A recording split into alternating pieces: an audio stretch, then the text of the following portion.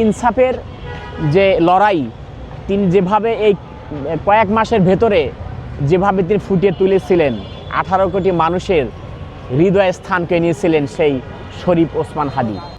শরীফ ওসমান হাদীর অসমাপ্ত কাজগুলো যেন বাংলাদেশে যেই রাষ্ট্র ক্ষমতা আসুক না কেন এই কাজগুলো সম্পন্ন করে। আজকে শরীফ ওসমান হাদীর যদি এই হত্যার বিচার যদি না হয় বাংলাদেশে, তাহলে এই অপসংস্কৃতি, অবিচারের যে সংস্কৃতি সেটা আরও বৃদ্ধি পাবে। আমি বলতে চাই, আগামী দিনে এমন একজন রাষ্ট্রনায়ক বাংলাদেশপন্থী হবেন যিনি বাংলাদেশে 18 কোটি মানুষের কথা ভাবেন।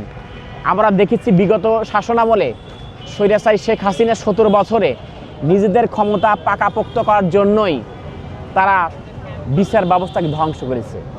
তারা দেশের জনগণের কথা বলে তারা রাজনীতি করে, অথচ জনগণকে নিয়ে তারা কখনো ভাবে না। আপনারা জানেন এই 17 বছরে কোনো বিচার ছিল না বাংলাদেশে। তারা ভোটের নামে মানুষের ভোটের অধিকার, ভাতের অধিকার প্রতিষ্ঠিত ছিল না। ভোট কেন্দ্রে সেই কুকুর ঘুমাতো। ভারতীয় আগ্রাসন থেকে যদি বাংলাদেশকে মুক্ত করা না যায়, তাহলে এই বাংলাদেশ ভারতীয় অঙ্গরাজ্যে পরিণত হবে। এই ভারতের বিরুদ্ধে যারাই কথা বলেছেন তাদের কি ভারত তাদের গোয়েন্দা সংস্থা রয়ের মাধ্যমে হত্যা করেছে। এই শরীফ ওসমান হাদীর হত্যাকাণ্ড এই প্রমাণ করে।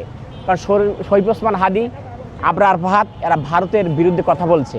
ভারত বিরুদ্ধে বলতে ভারত যে অন্যায় করছে বাংলাদেশের উপর প্রতিবেশী রাষ্ট্র হিসাবে তাদের যে বন্ধুসুলভ আচরণ করার কথা ছিল সেইটি না করে বাংলাদেশের সকল ক্ষেত্রে তারা নাক গলাচ্ছে।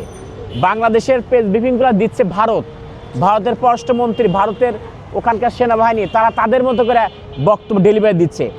এই দেশ আমাদের সেই বুকের তাজা রক্তকে ঢেলে দিয়ে, আপনারা জানেন সেই 52-এর ভাষা আন্দোলন, 67-68 শিক্ষা আন্দোলন, 69-এর গণঅভ্যুত্থান, 71-এর মহান মুক্তিযুদ্ধ, 90-এর স্বৈরাচার বিরোধী আন্দোলন একই সূত্রে গাঁথা। এই হত্যাকাণ্ডের পিছনে সমস্ত কলকাঠি নাচছে ভারত। আজকে সেই শরীফ ওসমান হাদীর হত্যাকারীরা কিভাবে গ্রেপ্তার হয় না? তারা অনেকেই বলে বাংলাদেশে আছে, অনেকে বলে পালিয়েছে। আমি বলতে চাই প্রশাসনকে সেটা পদক্ষেপ নিতে হবে। প্রশাসন যদি সুষ্ঠুভাবে পর্যবেক্ষণ করতো তাহলে বাংলাদেশ থেকে কখনোই সে যেতে পারতো না। আর যদি বাংলাদেশ থেকেই যায় তাহলে আপনারা আপনাদের প্রযুক্তির মাধ্যমে তাদের গ্রেপ্তার করুন এবং তার খুনিরা গ্রেপ্তার মাধ্যমে বাংলাদেশে একটি সুন্দর সোনার বাংলাদেশ প্রতিষ্ঠিত হবে, বেকারত্ব দূর হবে। এইরকম একটি বাংলাদেশ আমরা চাই। সবাইকে ধন্যবাদ।